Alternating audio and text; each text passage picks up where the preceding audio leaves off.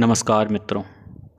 एकादशी व्रत का महात्म की कड़ी में आज की कथा है श्रावण मास की कामिका एकादशी के व्रत की कथा।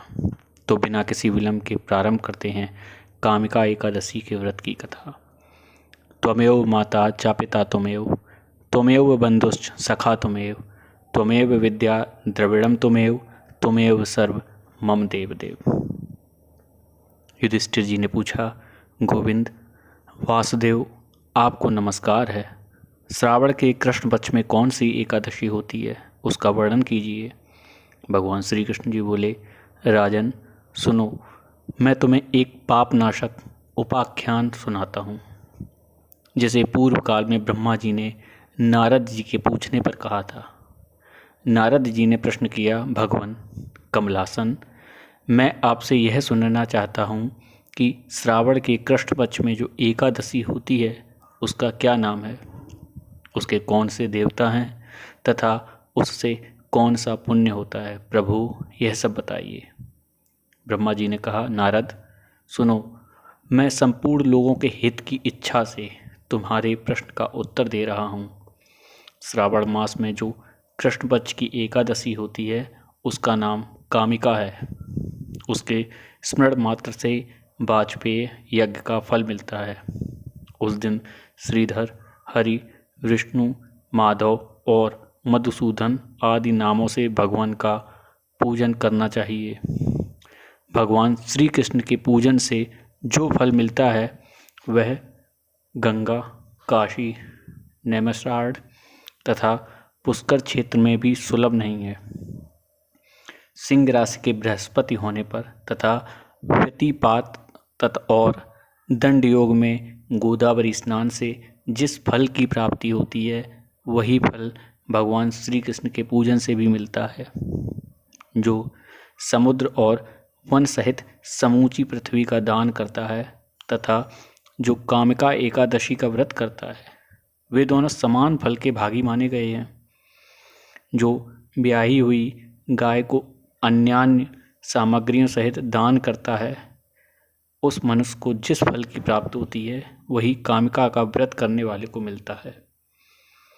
जो नरश्रेष्ठ श्रावण मास में भगवान श्रीधर का पूजन करता है उसके द्वारा गंधर्वों और नागों सहित संपूर्ण देवताओं की पूजा हो जाती है। अतः पाप भीरु मनुष्यों को यथाशक्ति पूरा प्रयत्न करके कामिका के दिन श्रीहरि का पूजन करना चाहिए। जो पाप रूपी पंख से भरे हुए संसार समुद्र में डूब रहे हैं, उनका उद्धार करने के लिए कामिका का व्रत सबसे उत्तम है। अध्यात्म विद्या परायण पुरुषों को जिस फल की प्राप्ति होती है उससे बहुत अधिक फल कामिका व्रत का सेवन करने वालों को मिलता है। कामिका का व्रत करने वाला मनुष्य रात्र में जागरण करके ना तो कभी भयंकर यमराज का दर्शन करता है और न कभी दुर्गति में पड़ता है। लाल मणि, मोती, वैदूर्य और मूंगे आदि से पूजित होकर भी भगवान विष्णु जैसे संतुष्ट नहीं होते, वैसे तुलसी दल से पूजित होने पर होते हैं। जिसने तुलसी की मंजरियों से श्री केशव का पूजन कर लिया है उसके जन्म भर का पाप निश्चय ही नष्ट हो जाता है। जो दर्शन करने पर सारे पाप समुदाय का नाश कर देती है, स्पर्श करने पर शरीर को पवित्र बनाती है, प्रणाम करने पर रोगों का निवारण करती है, जल से सींचने पर यमराज को भी भय पहुंचाती है, आरोपित करने पर भगवान श्री कृष्ण के समीप ले जाती है और भगवान के चरणों में चढ़ाने पर मोक्ष रूपी फल प्रदान करती है। उस तुलसी देवी को नमस्कार है। जो मनुष्य एकादशी को दिन रात दीपदान करता है उसके पुण्य की संख्या चित्रगुप्त भी नहीं जानते।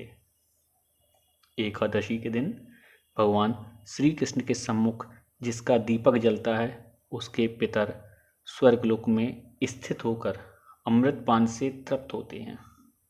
घी अथवा तिल के तेल से भगवान के सामने दीपक जलाकर मनुष्य देह त्याग के पश्चात करोड़ों दीपकों से पूजित हो स्वर्गलोक में जाता है। भगवान श्री कृष्ण कहते हैं, युधिष्ठिर, यह तुम्हारे सामने मैंने कामिका एकादशी की महिमा का वर्णन किया है। कामिका सब पातकों को हरने वाली है, अतः मानवों को इसका व्रत अवश्य करना चाहिए।